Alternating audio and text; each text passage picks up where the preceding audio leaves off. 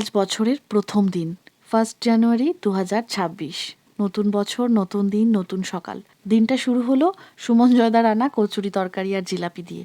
ও সাত সকালে উঠে একাই বেরিয়ে কচুরি এনেছে, সাথে আবার মাংসও এনেছে। তাই আমি চটপট রান্নাঘরে ঢুকে শুরু করে দিলাম আজকের স্পেশাল রান্না, বাসন্তী পোলাও, চিকেন কষা। যদিও এটা আমার একটা পেটেন্ট করা মেনু, মানে আমি দুটো বানাতে এত ভালোবাসি এবং খেতেও খুব ভালোবাসি। গতকাল সন্ধ্যায় ওরা আমাদের ফ্ল্যাটে এসেছে, যদিও সেটার ব্লগও আমি শেয়ার করেছি।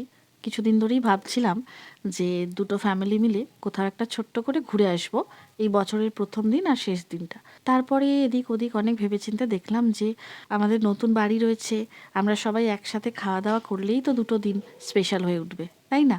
সত্যি বলতে কি, কোথাও গেলে হয়তো এতটা আনন্দ করতে পারতাম না যতটা এই দুদিন ধরে আমাদের বাড়িতে এনজয় করেছি আমরা। আর এখন তো আমাদের মাঝে রয়েইছে এক মহান আকর্ষণ, আমাদের ছোট্ট সোনা মা মিহি। ওর ভালো নাম স্নিতিকা। সৃজাতা আর সুমনজয়দা আবার রনর জন্য একটা গিফট এনেছে, মানে ওই অনলাইনে অর্ডার করেছিল, সেটাই এখন এসেছে। রন তো জানতো না, ওকে সারপ্রাইজ দেওয়া হলো। এই একটা জিনিসই ও সেইভাবে কখনো খেলেনি, ভালোই হয়েছে।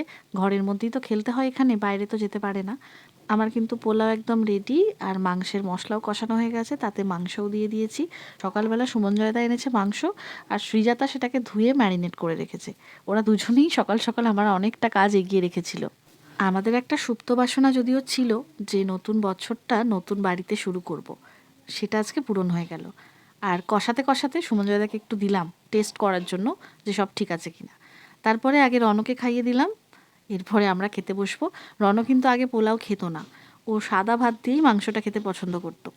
ইদানিং দেখছি ও ফ্রাইড রাইস বা পোলাওটা খেতে চাইছে।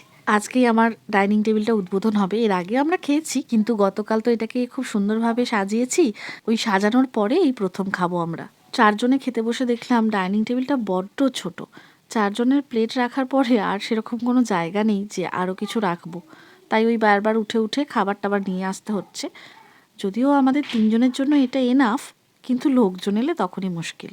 সবই ঠিক ছিল, খুব সুন্দর আনন্দও হলো, কিন্তু দুঃখের বিষয় হলো ওরা এক্ষুনি বাড়ি চলে যাবে, মানে এই বিকেলবেলায় বেরিয়ে যাবে। ওদের তো ডানলপে ফ্ল্যাট আছে, তো ওখানেই ওরা চলে এসেছিল দুদিন আগেই, ওখান থেকেই আমাদের বাড়ি এসেছিল, আবার ওখানেই ফিরে যাবে, কারণ আগামীকাল ওরা আবার বর্ধমান ফিরে যাবে। এরপর ভীষণ মিস করছিলাম ওদের, বিশেষ করে ছানাবুড়িকে।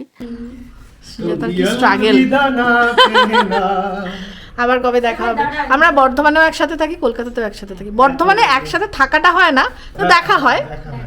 Bye bye. ও মা, ওর ভালো লাগছে না। না, এই তোমরা দুজন ফিরে এসো ওদেরকে দিয়ে।